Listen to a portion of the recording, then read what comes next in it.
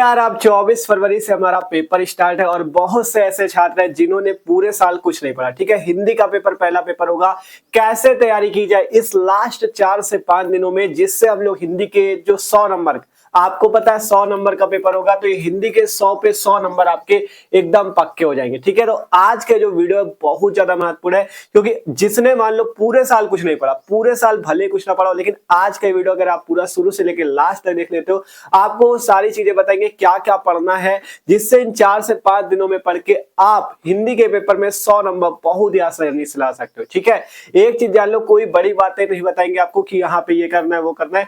आपको केवल अब ये जो थोड़ा सा समय 4 से 5 दिनों का है, वो हमारे अनुसार जैसे आपको बताएंगे वैसे आपको पढ़ना है, और अगर वैसे पढ़ लेते हो ना तो 4 से 5 दिनों में आप हिंदी में बहुत अच्छे नंबर ला सकते हो। ठीक है, तो बस आपको जैसे बताएंगे सब कुछ वैसे ही पढ़ना है। कैसा पेपर आता है हिंदी का, कौन कौन से क्वेश्चन हिंदी के पेपर में आएंगे, सब कुछ आपको बताएंगे। ठीक है, तो इसलिए भैया आपको पूरा वीडियो ये शुरू से लेकर लास्ट तक देखना है। ठीक है, अभी तक आपने पूरा साल बर्बाद कर लिया, लेकिन अब ये जो थोड़ा सा समय है, इसको जैसे कह रहे हैं वैसे थोड़ा सा आप करो। ठीक है, वैसे करो जैसे आपको पढ़ना है, वैसे हम सब कुछ बताएंगे। ठीक है, तो इसलिए आपको ये वीडियो देखना है। ठीक है, तो देखो बात करें हिंदी के ये जो 100 नंबर है, आपको पता है 24 फरवरी का हमारा हिंदी का पेपर है, जो कि 12th हिंदी का है। ठीक है, तो कौन कौन से ऐसे सभी महत्वपूर्ण क्वेश्चन है जो कि अब आपको इस लास्ट समय में पढ़ लेने चाहिए, जिससे एग्जाम में वो सारे प्रश्न आ जाए और आप हल करके चले आओ और आपको तुरंत 2 नंबर मिल जाए। ठीक है, तो इसलिए आपको करना क्या है, जो जो बताने वाले उन सब टॉपिकों को आपको अच्छे से इन 4 से 5 दिनों में आप पढ़ लेना जल्दी से। ठीक है, तो वीडियो शुरू करते, ज्यादा टाइम वेस्ट नहीं करेंगे आपका। तो देखो अगर बात करें हिंदी का पेपर, देखो आपसे कह रहे पूरा वीडियो देखना है। ठीक है, थोड़ा सा देखोगे समझ में नहीं आएगा, पूरा वीडियो देखोगे तो आपकी गारंटी कि आप अच्छे नंबर लेके आओगे। ठीक है, भले ही कुछ ना पढ़ाओ पूरे साल, बस अब जैसे पढ़ना है वैसे ये बातें समझना। ठीक है, तो देखो सिंपल अगर बात करें 12th हिंदी, आपको पता है 100 नंबर का पेपर होता है और 24 फरवरी का हमारा पेपर है, और ज्यादातर छात्र जिनको कुछ नहीं तैयार। ठीक है, तो देखो सबसे पहले आप समझ लो हिंदी के पेपर में क्या क्या आएगा, अब कहां से ये प्रश्न पढ़ने हैं जिनसे एकदम मतलब सटीक तैयारी, ये नहीं बताएंगे कि आप इतना पूरा पढ़ लो। ठीक है, आप एकदम सटीक तैयारी करनी है, तो थोड़ा सा आपको ऐसा क्या पढ़ ले जिससे एग्जाम में वो आ जाए और आप पूरे नंबर ले आओ। ठीक है, तो अब आपको वो समझना है। ठीक है, तो देखो हिंदी के ये इतने टॉपिक होते हैं जो कि पेपर में आते हैं। अब कौन कौन से टॉपिक को कैसे पढ़ना है जिससे हम एग्जाम में अच्छे नंबर ले, सब कुछ समझाएंगे। ठीक है, तो अगर बात करें सबसे पहले हिंदी के पेपर में आपको 10 ऑब्जेक्टिव 10 बहुविकल्पी प्रश्न मिलते हैं। ठीक है, गद्य साहित्य और पद्य साहित्य के, जिससे नंबर कितने मिलते हैं, हमें 10 नंबर मिलते हैं। ठीक है, सबसे पहले आपको ये 10 बहुविकल्पी प्रश्न तैयार करने पड़ेंगे। ठीक है, क्योंकि देखो कोई गारंटी नहीं कि यही प्रश्न एग्जाम में आएगा। ठीक है, तो 10 बहुविकल्पी प्रश्न जो होते हैं, इनमें 5 गद्य साहित्य के होते हैं और 5 पद्य साहित्य के, जिनसे 5-5 नंबर मिलते हैं। ठीक है, आपको यहाँ पे साइड पे दिखा भी देंगे, देख सकते हो किस टाइप के क्वेश्चन होते हैं।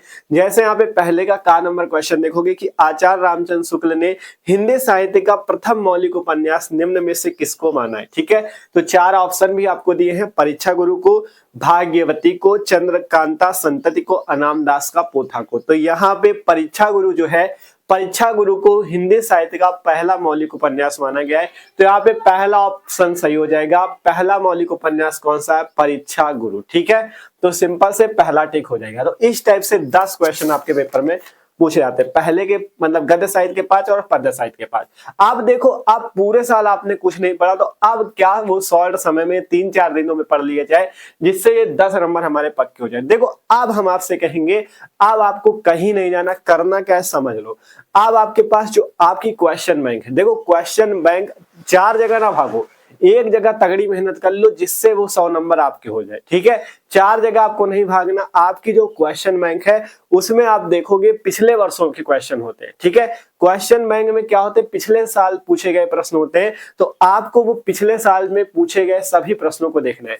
और आपको देखो जो पिछले साल में पूछे गए जितने प्रश्न, उनमें देख लिया को, जैसे सामने दिया नहीं रहता, ये 2018 में पूछे गए, 2019 में पूछे गए, जितने इस टाइप के क्वेश्चन है जो कि पिछले वर्षों में पूछे गए, उन सबको आपको अच्छे से पढ़ना है। ठीक है, 10 ऑब्जेक्टिव तभी तैयार हो पाएंगे। देखो 10 में कोई 10 ऐसे थोड़े नहीं कि यही 10 उठा के दिए जाएंगे, आपको उन सबको मतलब पिछले वर्षों से ही एग्जाम में पूछे जाते हैं, तो उन 10 को आपको सबसे पहले पिछले वर्षों के पेपर से, मतलब पिछले वर्ष के पेपर के क्वेश्चन कहां पे मिलेंगे, आपकी अपनी क्वेश्चन बैंक में, तो उनमें आपको सबसे पहले उन 10 क्वेश्चंस को तैयार करना है। और इसके लिए हमने देखो पिछले 5 वर्षों के क्वेश्चन भी करा दिए थे। यहाँ पे आप देखोगे हिंदी के 50 महत्वपूर्ण प्रश्नों का वीडियो है, जिसमें हमने देखो यहाँ पे मेरे पास कितने पेपर, ठीक है, हमने आपके पिछले 5 वर्षों के, मतलब एक पेपर में 10 क्वेश्चन, तो पिछले 5 वर्षों के 50 ऑब्जेक्टिव क्वेश्चन जो महत्वपूर्ण थे वो आपको इस वीडियो पे करा भी दिए हैं। तो जो लोग देखना चाहो, आपको इस वीडियो की लिंक हम डिस्क्रिप्शन पे दे देंगे, आप वहां से जाके ये वीडियो भी देख लेना, जिससे आपको पिछले 5 वर्षों के वो जितने क्वेश्चन 50 बताए ना, उन सबको तैयार कर लेना, ठीक है, क्योंकि वो ऐसे सिलेक्टेड क्वेश्चन है जो पिछले वर्षों में पूछे गए और पिछले वर्षों के पेपर से ही एग्जाम में क्वेश्चन आते हैं, ठीक है। और आपसे बताया ये वाला वीडियो तो देखोगे जिसमें 50 प्रश्न है। इसके बाद आपकी जो क्वेश्चन बैंक है, कहीं 4 जगह नहीं भागना, अब एक जगह अच्छे से पढ़ना है, क्योंकि 3-4 दिन है, इसका वीडियो देखोगे, उसका वीडियो देखोगे, ये पढ़ लोगे, वो पढ़ लोगे, तो अब इसमें भटक जाओगे, ठीक है। एक चीज अच्छे से पढ़ो, ठीक है, तो एक चीज अगर 100 बार पढ़ोगे तो आपकी वो तैयारी मस्त हो जाएगी, ठीक है। तो इसलिए अब आपको अपनी क्वेश्चन बैंक का सहारा लेना है, जितने वो आपके ऑब्जेक्टिव क्वेश्चन चाहे गद्य साहित्य को या पद्य साहित्य को, उनको अच्छे से आपको तैयार कर लेना है, ठीक है। तो ये 10 नंबर आपके पक्के हो जाएंगे। अब बात आती है गद्यांश और पद्यांश, जिनके नंबर आपको आसानी से 10-10 नंबर आपको आसानी से गद्यांश और पद्यांश में मिल जाते हैं, ठीक है। बस आपको इसमें करना क्या होता है, सिंपल से समझना। देखो आपको गद्यांश और पद्यांश में जो मेन क्वेश्चन होता है ना, वो मेन क्वेश्चन पहला क्वेश्चन होता है, जिसमें आपसे पूछा जाता है गद्यांश या पद्यांश के पाठ का नाम और लेखक या कवि का नाम लिखो, या संदर्भ पूछ लेता है, मेन यही क्वेश्चन होता है। और बाकी के 4 क्वेश्चन आपको उसी गद्यांश या पद्यांश से मिल जाते हैं। देखो जैसे कि आपको बताते हैं, यहाँ पे आप देखोगे प्रश्न संख्या 3, ठीक है, देखो प्रश्न संख्या 3 पे है, दिए गए गद्यांश पर आधारित निम्नलिखित प्रश्नों के उत्तर दीजिए। यहाँ पे आपका एक गद्यांश है, निंदा का उद्गम हीनता और कमजोरी से होता है, मनुष्य अपनी हीनता से दबता है, वह दूसरों की निंदा करके ऐसा अनुभव करता है कि वे सब निष्कृष्ट हैं और वह उनसे अच्छा है। मतलब ये एक टाइप का गद्यांश है जिसके नीचे 5 प्रश्न है। पहला प्रश्न पढ़ना, उपयुक्त गद्यांश के पाठ एवं लेखक का नाम लिखिए। दूसरा प्रश्न है रेखांकित अंश की व्याख्या कीजिए। तीसरा प्रश्न है लेखक के अनुसार उत्पन्न निंदा को कैसे मारा जा सकता है। चौथा प्रश्न है निष्कृष्ट और उद्गम शब्दों के अर्थ लिखिए। और 5वां प्रश्न है उपर्युक्त गद्यांश में लेखक ने किस शैली का प्रयोग किया है। ये 5 प्रश्न हैं आपके पास। तो इन 5 प्रश्नों में से मेन प्रश्न कौन सा है, पहला उपर्युक्त गद्यांश के पाठ एवं लेखक का नाम। अगर देखो आप ये पहचान गए कि गद्यांश किस पाठ से लिया गया तो आपके 10 नंबर पक्के, ठीक है। देखो मेन चीज आपको क्या सीखना पड़ेगा कि जैसे पिछले वर्षों के जो गद्यांश पूछे गए हो, ये आपके जितने चैप्टर जैसे राष्ट्र का स्वरूप हो गया, अशोक का फूल हो गया, ये 2 चैप्टर जो है सबसे ज्यादा महत्वपूर्ण है गद्यांश के लिए। लेकिन और भी चैप्टर आपको अच्छे से देख लेने, रॉबर्ट नरसिंह होम में वाला चैप्टर है और निंदा रस है, ठीक है। जैसे ये वाला गद्यांश निंदा रस से लिया गया है और इसके लेखक का नाम हरिशंकर परसाई जी, क्योंकि देख सकते हो बार बार निंदा शब्द आ रहा है, तो इस टाइप से आपको पहचानने की ट्रिक समझ लेनी है किस चैप्टर में क्या शब्द ऐसे हैं जो बार बार आते हैं, जिनसे हम पहचान सके कि किस पाठ का है। तो गद्यांश हो या पद्यांश, पद्यांश भी देख लो, इधर दिख रहा होगा यहाँ पे, मुझे फूल मत मारो होकर मधु के मीत बदन, पटु तुम कटु गरल ना गारो, मुझे विकलता तुम्हें विफलता, ठहरो श्रम परिहारो, और नहीं भोगनी यह मैं कोई जो तुम जाल पसारो। मतलब ये एक पद्यांश है जो कि गीत नामक पाठ से लिया गया। किसका गीत है, मैथिली शरण गुप्त जी का, ठीक है। तो ये गीत से लिया गया, इसको भी अगर आप पहचान गए तो आपके 10 नंबर तुरंत पक्के। देखो मेन आपका है पद्यांश या गद्यांश का संदर्भ या आपका पाठ का नाम और लेखक का नाम। इसके बाद जितने क्वेश्चन होते हैं, जैसे पूछा गया रेखांकित अंश की व्याख्या करो, जितने में रेखा खींची उसकी व्याख्या करनी है। फिर इसके बाद प्रस्तुत पद्यांश में उर्मिला ने अपने सिंदूर बिंदु को किसके समान बताया, इसका उत्तर भी आपको इसी पद्यांश से मिल जाएगा। चौथे प्रश्न का भी इसी से मिलेगा, 5वें का भी इसी से। मेन आपका क्या है, मेन आपका पाठ का नाम और लेखक का नाम। तो इसलिए आपको सभी जितने भी पाठ आपके हिंदी के हैं, जितने भी गद्यांश वाले पाठ हों या आपके पद्यांश वाले पाठ हों, उनको अच्छे से देख लेना है कि मतलब जैसे पहला पार्ट राष्ट्र का स्वरूप, उसमें ये देखो कि बार बार गद्यांशों में कौन सा शब्द ऐसा है जो यूज हो रहा है, जैसे राष्ट्र यूज हो रहा है, पृथ्वी यूज हो रहा है, ठीक है। इस टाइप से आप ढूंढो कौन कौन से शब्द हैं जो यूज होते हैं, जिससे हम उनको पहचान सके कि किस पाठ से लिया गया है। तो पाठ का नाम और लेखक का नाम आपको तैयार करना सीख लेना है। और गद्यांश और पद्यांश कैसे हम लोग ट्रिक से हल कर सकते हैं, जिससे 10 नंबर हमें मिल जाए।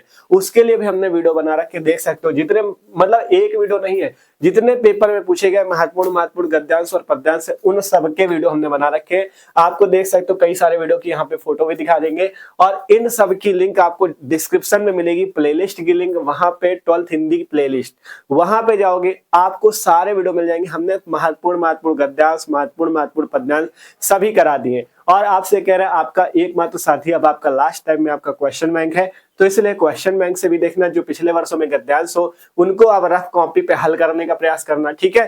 पहले खुद से हल करना।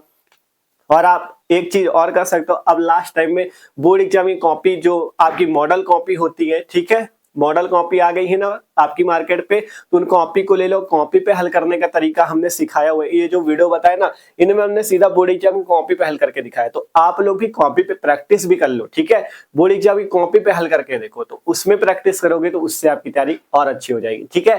तो इस टाइप से गद्यांश और पद्यांश आप लोग हल कर सकते हो। सिंपल है, बस पाठ का नाम और लेखक का नाम आपको तैयार होना चाहिए। मतलब आप पहचान पाओ कि किस पाठ और लेखक, मतलब किस पाठ से लिया गया, तो लेखक का नाम पता चल जाएगा तुरंत। आपके वो चारों प्रश्न भी जैसे इन वीडियो पे हमने बताया, अगर ऐसे करोगे तो आप ट्रिक से पूरा सीख जाओगे, ठीक है। तो यहाँ के 10-10 नंबर भी पक्के हो जाएंगे। अब आपसे कह रहे हैं ना मेन, अब इस लास्ट समय को, जो 3-4 दिन का आपके पास समय है, इसको आपको सही ढंग से यूज करना है यार, ठीक है। तो बस अब मेहनत तगड़े से आपको करनी है। तो जो लोग नए हो सब्सक्राइब भी कर लो, क्योंकि मस्त तरीके से तैयारी चल रही, ठीक है। जितने पेपर होने वाले सभी में हम लोग फोड़ के रख देंगे, लेकिन सबसे पहला पेपर अभी हमारा हिंदी का है, तो सबसे पहले हिंदी को कम मतलब हल्के में ना लेना, हिंदी की भी तैयारी अच्छी होनी चाहिए, ठीक है, क्योंकि 100 नंबर हमें इसमें से भी मिलेंगे, ठीक है। अब इसके बाद है जीवन परिचय की बात, ठीक है। 5-5 नंबर, ठीक है, 10 नंबर इससे भी मिलेंगे, क्योंकि आपको पता है आपके कवि का जीवन परिचय आता है और लेखक का, ठीक है। जीवन परिचय, साहित्यिक परिचय और उनकी प्रमुख रचनाएं, ठीक है।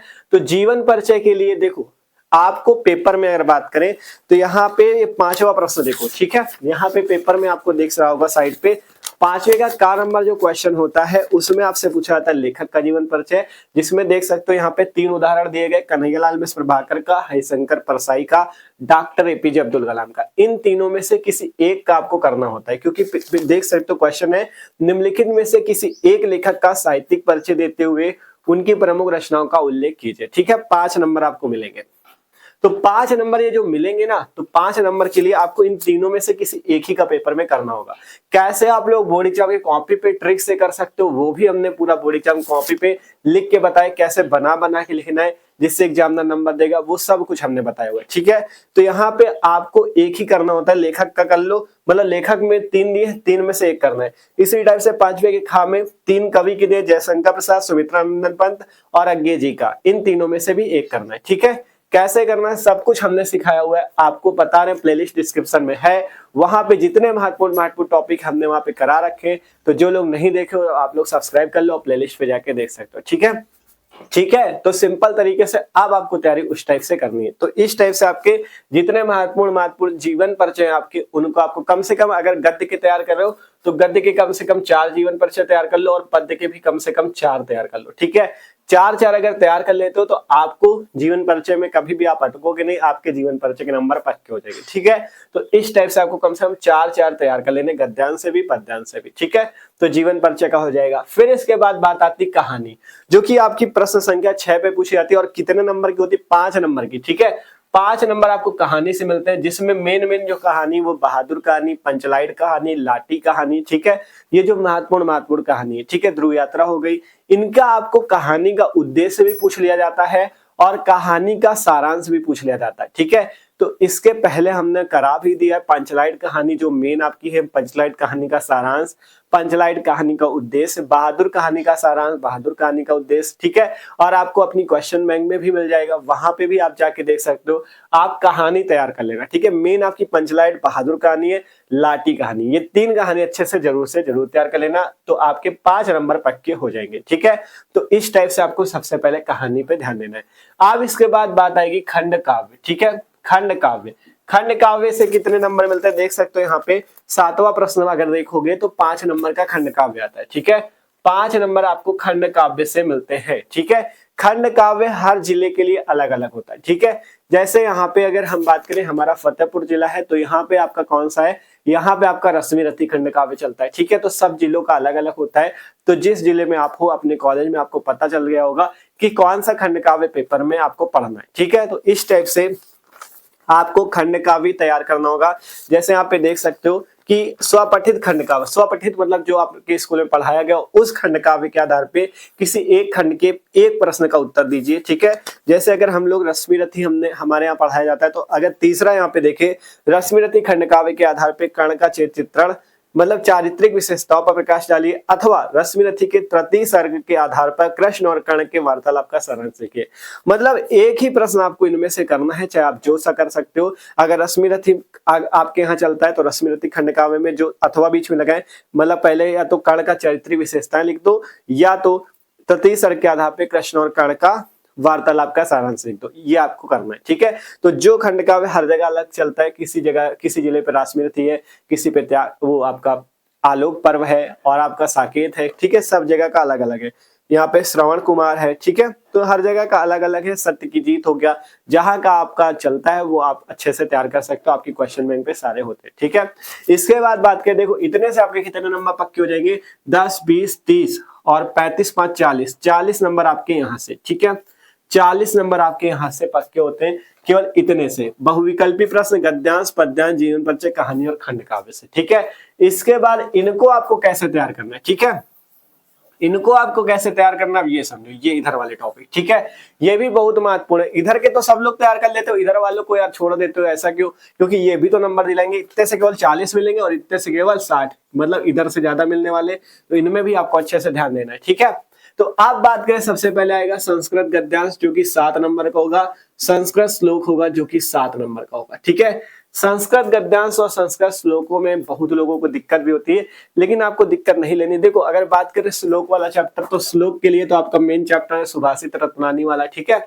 और महामना मालवीय वाले में भी है, और भी आप चैप्टर में जितने आपको श्लोक मिल जाए, मेन यही चैप्टर है जिनसे श्लोक पूछा जाता है। ठीक है, फिर इसके बाद संस्कृत गद्यांश, इनके संस्कृत गद्यांश मतलब जितने गद्यांश है उनको भी आपको अच्छे से पढ़ना होगा, उनका अर्थ निकालना सीखना होगा, क्योंकि आपका क्या होता है, संदर्भ पूछता है और हिंदी में अनुवाद। ठीक है, तो ये चीज आपको अच्छे से तैयार करना होगा। 7 नंबर का। ठीक है, इसके भी आपको वीडियो हमने कराए, मतलब जितने महत्वपूर्ण संस्कृत गद्यांश, महत्वपूर्ण संस्कृत श्लोक कैसे हल करना है पेपर में, उनके वीडियो भी आपको प्लेलिस्ट में मिल जाएंगे। ठीक है, करा हमने सारे टॉपिक मेन दिए हैं। ठीक है, तो इनके वीडियो भी आपको डिस्क्रिप्शन में मिलेंगे। और आपकी जो क्वेश्चन बैंक है उसमें आप लोग देखना कि पिछले वर्षों में जो संस्कृत गद्यांश, संस्कृत श्लोक पूछे गए हो उनको रफ कॉपी पे सॉल्व करने का प्रयास करना। ठीक है, अब मेन तरीका यही है कि पिछले वर्षों के प्रश्नों को आप अच्छे से कर लो, क्योंकि आपने पूरे साल अगर कुछ नहीं पढ़ा तो अब आप बुक लेके बैठने का टाइम नहीं है कि पूरा एक एक पढ़ोगे। तो जितना मेन चीज है वो है पिछले वर्षों के प्रश्न, तो उनको आपको देखना है। और हमने भी यहाँ पे जितने भी कराए हैं ना टॉपिक, जितने प्लेलिस्ट में लेंगे सभी पिछले वर्षों के प्रश्न है। ठीक है, तो वहां पे हमने मेन चीजें कराई भी है। और आप लोग देखो, अब मेन क्या है, अब आपको सेल्फ स्टडी जोर से करनी पड़ेगी। ठीक है, हम तो केवल बता सकते हैं, लेकिन मेहनत आपको करनी पड़ेगी। ठीक है, तो मेहनत आपको अच्छे से करनी है। तो 7 नंबर आपको यहां से मिल जाएंगे। संदर्भ और अनुवाद लिखना होगा, संस्कृत गद्यांश का संदर्भ अनुवाद, संस्कृत श्लोक का संदर्भ अनुवाद। ठीक है, इसके बाद यहाँ पे आएगा लोकोक्ति एवं मुहावरा। ठीक है, यहाँ पे अगर देखोगे, ये देखो। ठीक है, आपका 9वां क्वेश्चन है कि निम्नलिखित मुहावरों और लोकोक्तियों में से किसी एक का अर्थ लिखकर वाक्य प्रयोग कीजिए। जैसे टेढ़ी खीर होना, बालू से तेल निकालना, घी का लड्डू टेढ़ा मेढ़ा, घी का लड्डू टेढ़ा भला, समरथ को नहीं दोष गुसाई। ठीक है, मतलब ये 4 आपके हैं, 4 में से किसी एक लोकोक्ति या मुहावरे का आपको अर्थ लिखकर उसका वाक्य प्रयोग करना है, जिससे आपको 2 नंबर मिलने वाले हैं। ठीक है, तो इनमें आपको करना क्या है, जो आपकी क्वेश्चन बैंक होगी उसमें भी आपको देखना, और इनको भी अभी हम करा देंगे। ठीक है, अब इनके वीडियो नहीं है, अब इनके भी बहुत जल्द आ जाएंगे। ठीक है, कल तक आपके इनके वीडियो भी आ जाएंगे। ठीक है, तो इनमें आपको करना क्या है, इनके आपको मतलब जो लोकोक्ति और मुहावरे इनको आपको तैयार करना है। ठीक है, मतलब उनका मेन आपको क्या सीखना है, सबसे पहले जैसे यहाँ पे टेढ़ी खीर होना, बालू से तेल निकालना। ठीक है, इन सबके सबसे पहले अर्थ आपको तैयार करने के, इनका अर्थ क्या होता है। ठीक है, क्वेश्चन बैंक में आपको पिछले वर्षों के सभी मिल जाएंगे, वहां से सबसे पहले अर्थ देखना, अर्थ कैसे निकलेगा, फिर उसके बाद उनका वाक्य प्रयोग कैसे किया जाता है उसका रफ कॉपी पे प्रैक्टिस करना। ठीक है, जिससे आपको वो भी तैयार होगा। ठीक है, ये ना लेना कि हाँ भैया हमने अर्थ तैयार कर लिया वाक्य प्रयोग हो जाएगा, तो पहले सीखना जरूर कैसे होता है। ठीक है, क्योंकि 2 नंबर है, लेकिन 2 नंबर सटीक मिलेंगे जो मिलेंगे। ठीक है, क्योंकि व्याकरण पोर्शन से जो नंबर मिलते हैं मतलब सटीक नंबर मिलते हैं। ठीक है, तो इसलिए लोकोक्ति एवं मुहावरा। फिर इसके बाद अपठित गद्यांश।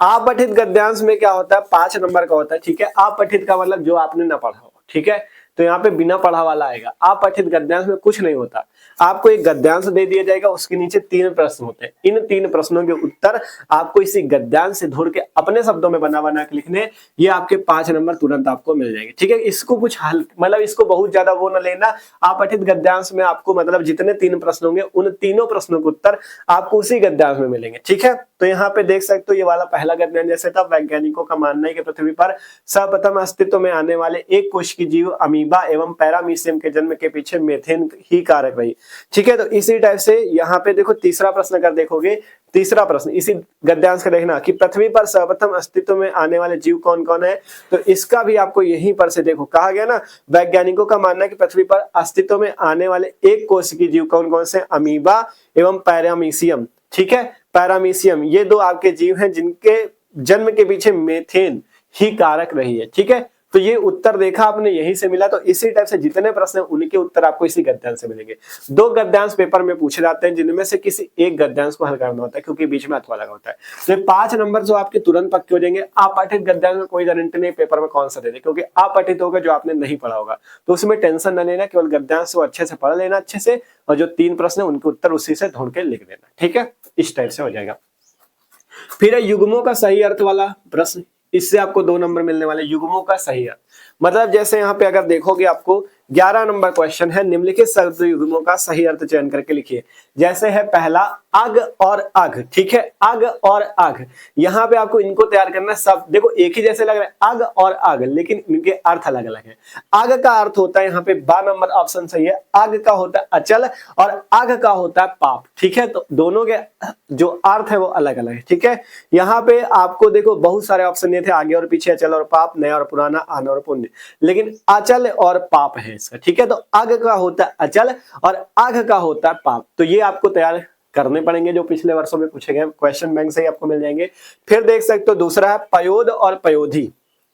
तो पयोद का मतलब होता है, इसमें भी बात सही है, पयोद का मतलब होता है बादल और पयोधी का मतलब होता है समुद्र, ठीक है। तो ये इनके अर्थ है, तो जो सही होगा इसको आपको टिक करना है और आपको अपनी जो कॉपी होगी उसमें लिखना है, ठीक है। इस टाइप से तो ये आपका है क्या, युग्मों का सही अर्थ, जिससे 2 नंबर आपको मिलने वाले, ठीक है। फिर इसके बाद है एक शब्द के 2 अर्थ, ठीक है, एक शब्द के 2 अर्थ लिखे, ठीक है। इनके सभी के वीडियो आपको जल्द ही मिलने वाले हैं। आपसे कहना है सब्सक्राइब कर लो चैनल को, डिस्क्रिप्शन में प्लेलिस्ट है, वहां से जाके देखोगे आपकी मस्त तैयारी हो जाएगी, ठीक है। अब इसके बाद देखोगे यहाँ पे, ठीक है, एक शब्दों के 2 अर्थ, ठीक है। मतलब जैसे यहाँ पे निम्नलिखित खा नंबर प्रश्न पढ़ना 11 का खा नंबर, निम्नलिखित शब्दों में से किसी एक शब्द के 2 सही अर्थ लिखिए। मतलब एक शब्द के 2 अर्थ आपको लिखने, 3 दिए गए, कर्ण सारंग या श्रुति। कर्ण सारंग या श्रुति में जिसका आपको आ रहा हो एक कोई उठा लेना, चाहे कर्ण का या सारंग का या श्रुति का, इसके आपको 2 अर्थ लिख देने, जिससे आपको कितने नंबर मिलने वाले हैं, 2 नंबर आपको इससे भी मिलने वाले, ठीक है। इस टाइप से व्याकरण वाले 2 नंबर सटीक मिलेंगे, सही कर दो 2 नंबर तुरंत, ठीक है। राइटिंग राइटिंग के इसमें नहीं कटने वाले कुछ, ठीक है। इसके बाद है अनेक शब्दों का एक शब्द, ठीक है। अनेक शब्दों का एक शब्द कैसे पूछा जाता है, देखो यहाँ पे गा नंबर, गा का पहला है किसी बात का गुण रहस्य जानने वाला, किसी बात का गुण रहस्य जानने वाला, ये एक क्या है, अनेक शब्द है जिनका एक शब्द बनेगा मर्मज्ञ। किसी बात का गुण रहस्य जानने वाले को मर्मज्ञ बोलते हैं, तो यहाँ पे आपका 12 नंबर सही है। फिर है जिसे समझना कठिन हो, जिसे समझना कठिन होगा उसे बोला जाता है दुस्तर, तो यहाँ पे इसका 7 नंबर सही। तो मतलब अनेक शब्दों का एक शब्द, ये भी आपका 2 नंबर पे आता है, ठीक है। तो इनको भी आपको बहुत जल्द वीडियो मिलने वाला है, जो महत्वपूर्ण है उनको भी आपको अच्छे से तैयार करना है, ठीक है। फिर आता है वाक्य को शुद्ध करना, वाक्य को शुद्ध करना, वाक्य को शुद्ध करने वाला आता है घ नंबर पे, देख सकते हो। निम्नलिखित में से किन्हीं 2 वाक्यों को शुद्ध करके लिखिए। पहला डॉक्टर प्रत्युष राज वनस्पति विज्ञान के प्राध्यापक हैं, सब लोग अपना काम करो, अब 10 रुपया में क्या आता है, मेरे से कुछ ना पूछो, ठीक है। तो यहाँ पे इनमें से किसी आपको 2 वाक्यों को शुद्ध करके लिखना है, जिससे एक एक मिला के 2 नंबर आपको इससे भी मिलेगा। मतलब इनमें कुछ त्रुटियां होती है, वाक्यों में कुछ त्रुटियां होती हैं, उनको आपको सुधार के लिखना होता है, जिससे आपको 2 नंबर मिल जाते हैं, ठीक है। तो इस टाइप से व्याकरण वाले पोर्शन देख सकते हो 2 नंबर, फिर यहाँ पे 2 5 7 2 9 11 13 15 नंबर इधर से। फिर ये जो आपके मस्त वाले हैं रस छंद अलंकार, जो कि एकदम फिक्स टॉपिक है, जिससे आपको 6 नंबर मिलते हैं, ठीक है। 2 नंबर का रस, 2 नंबर का छंद, 2 नंबर का अलंकार, ठीक है। देख सकते हो यहाँ पे रस छंद अलंकार वाले जैसे वियोग श्रृंगार रस अथवा करुण रस का स्थायी भाव के साथ उदाहरण अथवा लिखिए, मतलब उदाहरण अथवा परिभाषा लिखिए, मतलब हाँ, उदाहरण भी देना, परिभाषा भी देना, ठीक है। फिर श्लेष अलंकार अथवा संदेह अलंकार का लक्षण एवं उदाहरण दीजिए। दोहा अथवा कुंडलीय छंद का लक्षण सहित एक उदाहरण दीजिए। मतलब जितने रस छंद अलंकार है वो भी हमने एक वीडियो बना दिया था, जिसमें जितने महत्वपूर्ण रस छंद अलंकार सबको हमने कराए, ठीक है। मस्त तरीके से उदाहरण, स्पष्टीकरण, सब कुछ। तो वहां से जाके वो वीडियो भी देखना, ठीक है, जिसमें आपको रस छंद अलंकार तैयार हो जाएगा। 2-2 नंबर, 6 नंबर मिल गए, इन तीनों से 2-2 नंबर मिला के 6 नंबर मिलेंगे, ठीक है। तो ये 6 नंबर आप तुरंत पक्के कर सकते हो, ठीक है, क्योंकि इसमें कुछ नहीं है, आपके तुरंत पक्के हो जाएंगे, ठीक है। फिर है आवेदन पत्र वाला टॉपिक। जितने महत्वपूर्ण आवेदन पत्र थे उनको हमने करा भी दिया। कैसे आप लोग आवेदन पत्र को ट्रिक से लिख सकते हो वो भी हमने कराया है, ठीक है। और बोर्ड एग्जाम कॉपी पे लिखना पूरा सिखाया हुआ है। जितने जैसे परीक्षा के समय बिजली कटौती न करने के लिए जिलाधिकारी को पत्र, ठीक है, और आपका मोहल्ले की सफाई के लिए पत्र, बिजली कट और भी इसी टाइप के, मतलब मोहल्ले सफाई वाला हो गया, और आपका जैसे लिपिक पद वाला हो गया, ऋण प्राप्ति हेतु हो गया, बैंक में खाता खुलवाने के लिए, मतलब जितने पत्र है इंपॉर्टेंट वो हमने कराए भी हैं। और आप लोग क्वेश्चन बैंक पे भी देखना, वहां पे भी आपको जो पिछले वर्षों में मिल जाए उनको भी आपको तैयार कर लेना। इससे आपको कितने नंबर मिलने वाले हैं? आवेदन पत्र से आपको 6 नंबर मिलते हैं, ठीक है। कितने नंबर मिलते हैं? 6 नंबर आपको इससे भी मिलेंगे, ठीक है। तो इस टाइप से आवेदन पत्र आपको तैयार करना है, ठीक है। फिर इसके बाद है जो निबंध वाला टॉपिक, जो कि 9 नंबर का होगा। महत्वपूर्ण जितने निबंध है, चाहे पर्यावरण प्रदूषण वाला हो, ठीक है। इस समय आपका ट्रेंडिंग में चल रहा महाकुंभ, तो महाकुंभ पर निबंध भी आ सकता है, ठीक है। तो महाकुंभ के बारे में तो सब कुछ पता है, तो बस उसकी थोड़ा सा हेडिंग समझनी है आपको। महाकुंभ पर निबंध कैसे लिखना है वो भी आप देख सकते हो, ठीक है, क्योंकि वो भी महत्वपूर्ण है इस बार। और आपके जितने महत्वपूर्ण निबंध है उनको हमने कराया भी, आपको प्लेलिस्ट में वीडियो मिल जाएंगे। 9 नंबर का निबंध पूछा जाता है, इस टाइप से आपके 9 नंबर पक्के हो जाएंगे, ठीक है। तो देखो ये जो हिंदी के 100 नंबर है ना, ये आप तभी पक्के कर सकते हो जब आप अब खुद से मेहनत करते हो, ठीक है। जितने महत्वपूर्ण टॉपिक थे वो हमने एक प्लेलिस्ट बना दी है, आपको डिस्क्रिप्शन पे लिंक मिल जाएगी, वहां पे हमने महत्वपूर्ण टॉपिक कराए हैं। देखो हम अपनी मेहनत कर रहे हैं, लेकिन अब आपको खुद से भी अपनी मेहनत करनी है। आपकी जो क्वेश्चन बैंक है, जितने टॉपिक, एक टॉपिक उठा के चलो, ये 3-4 दिन में बढ़िया मेहनत करोगे तो पूरे नंबर आपके 100 कहीं नहीं जाने, ठीक है। बहुविकल्पी प्रश्न पहले उठाओ, जितने आपके, देखो कम से कम गद्य साहित्य में अगर क्वेश्चन बैंक पे देखोगे, कम से कम 50-60 प्रश्न आपको गद्य पे मिलेंगे, 50-60 प्रश्न पद्य पे। उनको अगर आप थोड़ा समय देके रोज पढ़ोगे ना 3-4 दिन, तो आपके मस्त तैयार हो जाएगा, ठीक है। इसी टाइप से गद्यांश पद्यांश जो पिछले वर्षों में पूछे गए, जीवन परिचय हमने कराई रखे। कह रहे गद्यांश के 4, मतलब गद्य साहित्य के 4 याद कर लो, पद्य साहित्य के 4 याद कर लो, तो आपको 10 नंबर यहाँ से पक्के। कहानी आपकी बहादुर कहानी, पंचलाइट कहानी, लाठी कहानी, ये 3 कहानी महत्वपूर्ण है, ठीक है। फिर खंड काव्य जो आपके कॉलेज में पढ़ाएगा, इससे 5 नंबर, ठीक है। फिर इसके बाद यहाँ से संस्कृत गद्यांश आपको महत्वपूर्ण हमने कराए भी है। आप लोग भी प्रैक्टिस करना, ठीक है, क्योंकि आप मेन प्रैक्टिस खुद को ही करनी है, ठीक है। संस्कृत श्लोक हो गया, लोकोक्ति, मुहावरा, पठित गद्य, युग्मों का सही अर्थ, एक शब्द के 2 अर्थ, अनेक शब्दों के शब्द, और वाक्य को शुद्ध करना, ये आपके हो जाएंगे व्याकरण वाले। रस छंद अलंकार, इनसे 6 नंबर फिक्स हो सकते हैं आपके, ठीक है।